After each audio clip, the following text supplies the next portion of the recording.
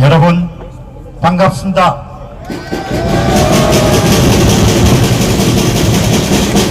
정말 고맙습니다. 그리고 여러분 정말 감사합니다. 오늘 저는 여러분들에게 말씀드리고 싶은 것은 참 많지만 허락된 시간이 그렇게 많지 않기 때문에 제가 여러분들에게 전달하고 싶은 메시지를 짧고 굵게 그리고 단호하게 말씀을 드리도록 그렇게 하겠습니다.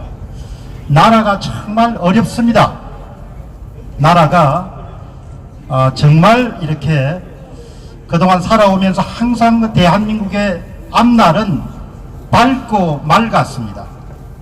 그러나 지난 한 3, 4년 전부터 정말 경제 전문가 입장에서 보더라도 나라의 앞이 보이지 않습니다. 그러니까 우리가 지난 70년 정도 한숨과 눈물과 피와 땀을 이용해 가지고 만든 것은 경제가 전체적으로 잘 이렇게 잘 짜여진 일종의 생태계를 만들어냈습니다만은 그 생태계가 원전 산업으로 중심으로 시작해 가지고 제조 분야는 거의 와해되거나 붕괴되어가는 그런 것을 직접 목격하기도 하고 현장에서 활동하시는 그런 사업가들을 만나면서 정말 그런 부분을 많이 이렇게 체감하고 있습니다.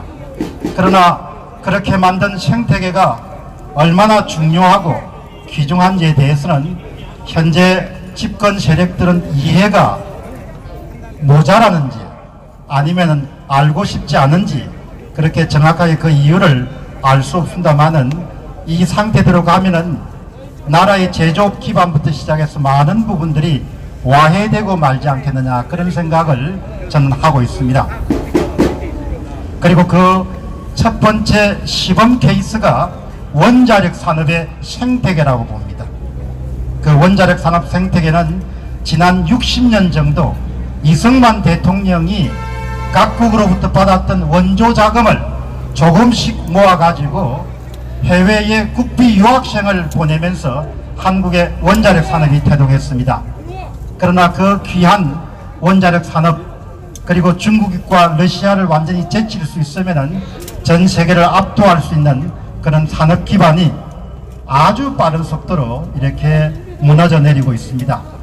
그동안의 저의 관심은 제 자신이 경제 문제를 오랫동안 지켜봤기 때문에 어떻게 하면 좀 잘 살 수 있을 것인가, 어떻게 하면 성장률 좀 끌어올릴 수 있을 것인가, 어떻게 하면 일반 국민들의 지갑이 좀 더 넉넉해지고 두둑해질 수 있도록 만들 것인가, 그런 부분에 항상 관심을 가져왔습니다. 그러나 이번에는 그야말로 한 번도 꿈꿀 수 없었던 선거에서의 문제가 발생했다는 사실을 제가 알고 그 문제를 집중적으로 알리는 그런 일을 하고 있습니다. 여러분들이 아시다시피 선거라는 것은 자유민주주의 체제의 기본이자 토대이자 근간이자 근본이자 거의 전부에 해당합니다. 모든 권력은 공정한 선거 위에 기초하고 있습니다.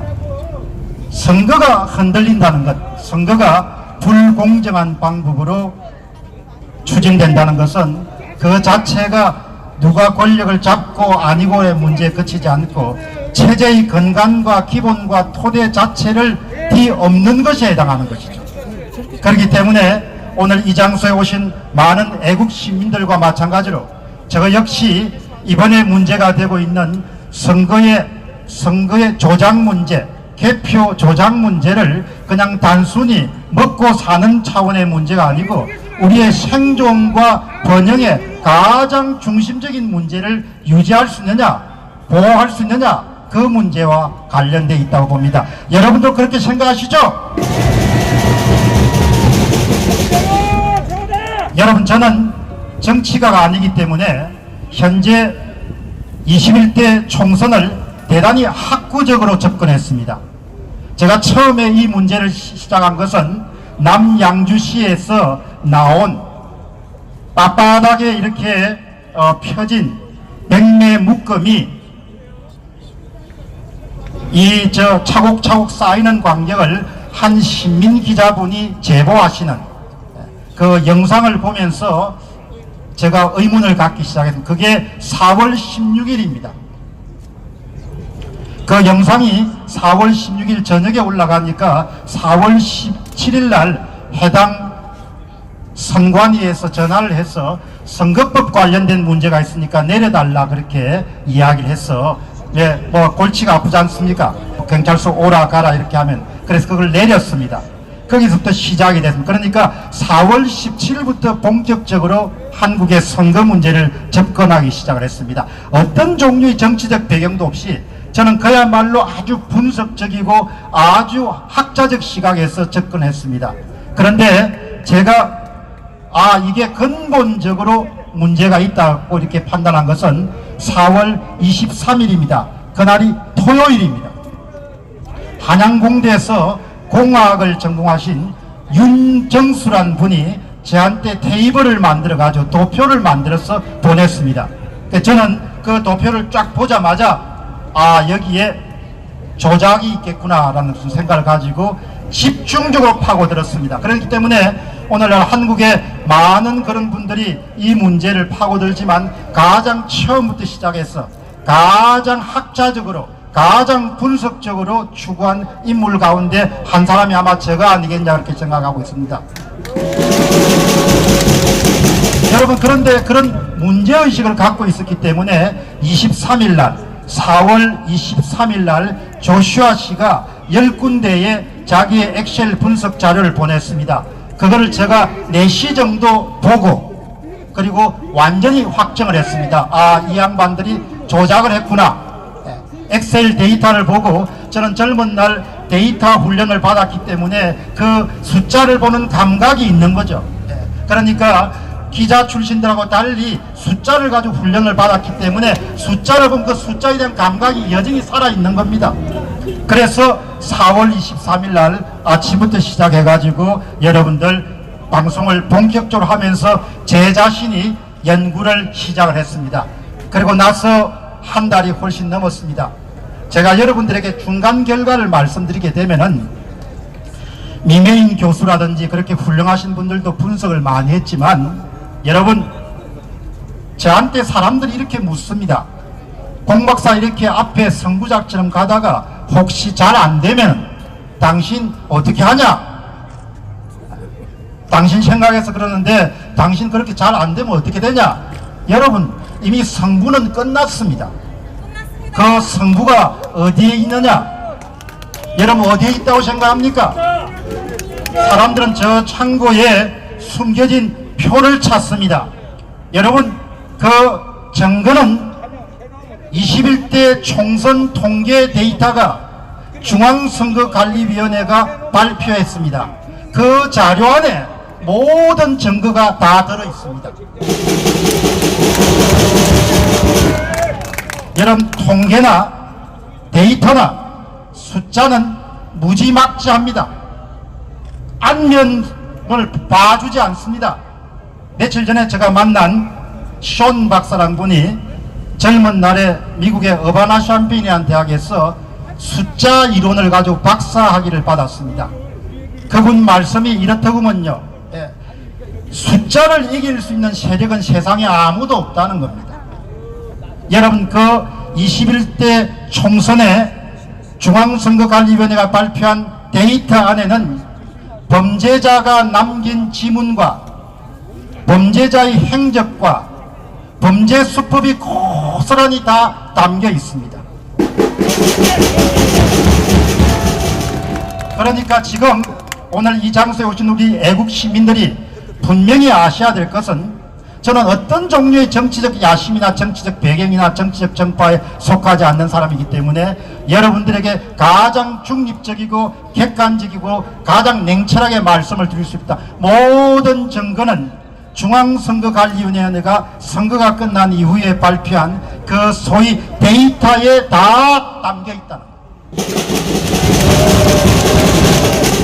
잠시 동안 검찰을 손을 보고 언론에 재갈을 물리고 또 이 사람을 뭐하고 저 사람을 뭐하고 이렇게 잠시 숨길 수 있을 겁니다. 아마도 21대 총선은 아마 내년부터 전 세계의 통계학 교과서와 정치학 교과서와 그 다음에 정치학과 통계학의 연구자들의 가장 핫 토픽, 가장 뜨거운 연구 주제가 될 겁니다. 이렇게 소위 이야기해서 데이터 조작을 한 경우는 콩고라든지 리비아 사례가 있지만 그 사람들은 가장 내가 볼 때는 그렇게 그냥 부분적으로 적은 수준에 머물렀습니다. 그러나 이렇게 전체 투표수의 몇십 % 정도를 이렇게 만진 경우에는 아마 인류 역사상 거의 처음이지 않겠냐 그런 생각이 듭니다.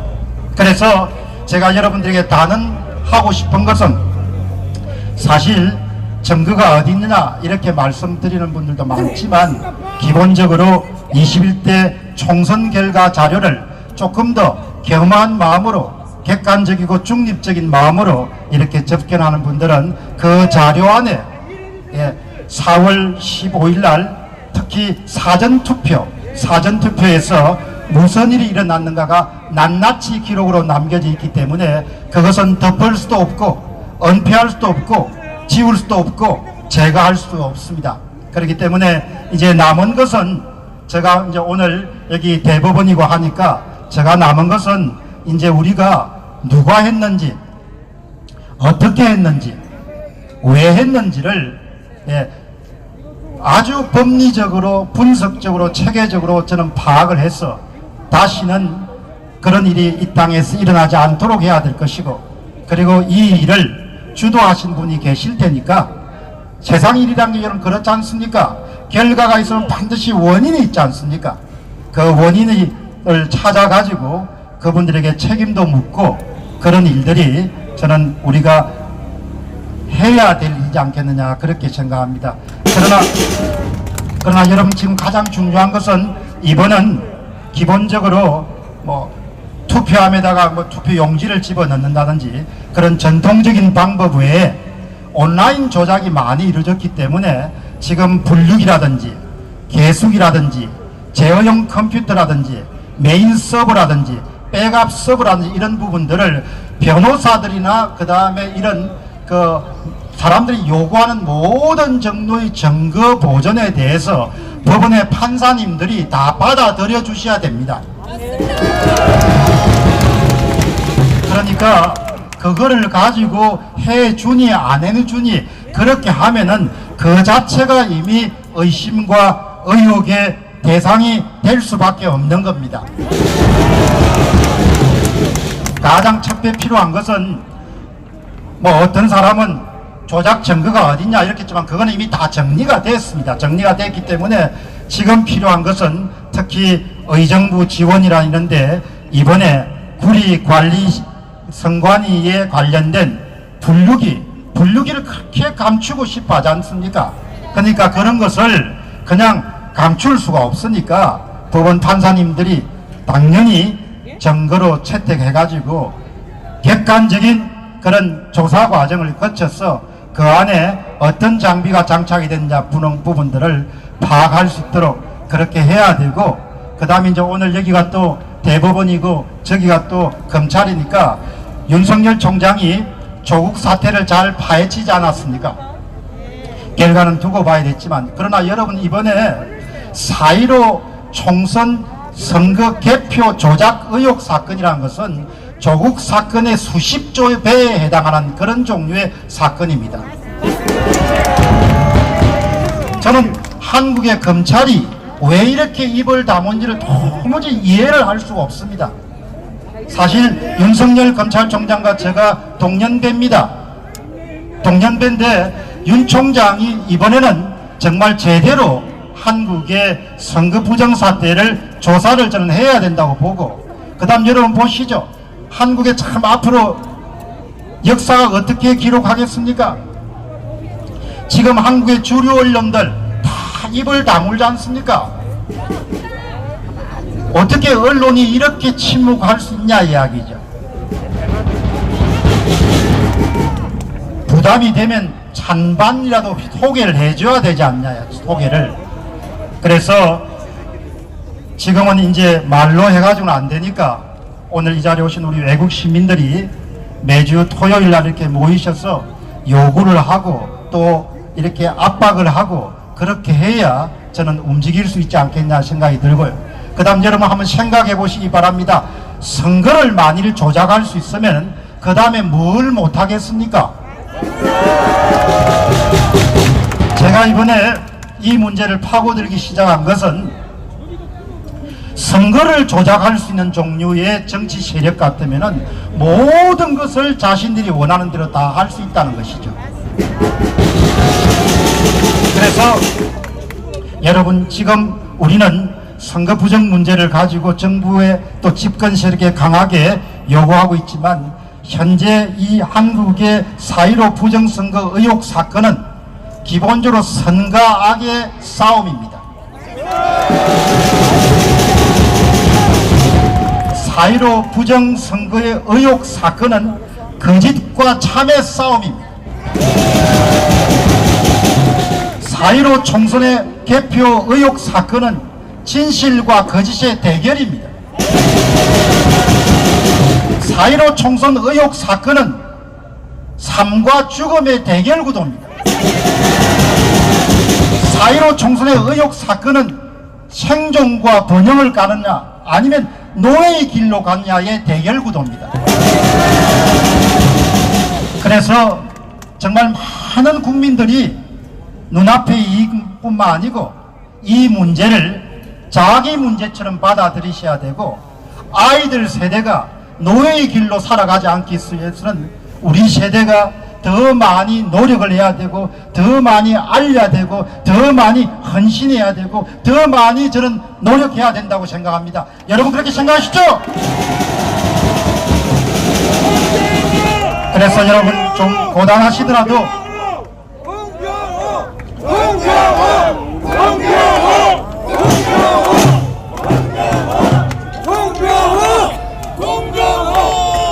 여러분 저는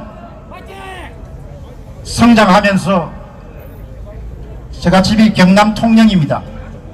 저는 성장하면서 항상 부모와 함께 들었던 것이 삶은 정직해야 되고 삶은 반듯해야 되고 삶은 성실해야 되고 삶은 치열해야 된다고 그렇게 생각을 하고 항상 배움을 갖고 살았습니다. 아마 오늘 이 장소에 오신 분들이 공병호 TV를 보신 분들은 야, 이 한 사람이 이렇게 집요하게 많은 콘텐츠를 쏟아낼 수 있겠느냐 그렇게 아마 생각하시는 분들이 많으시죠? 여러분 앞으로도 4.15 총선 의혹이 완전히 제거되는 날까지 저는 제 신명을 바쳐가지고 진실을 파헤치고 진실을 알리는데 최선의 노력을 다하겠습니다.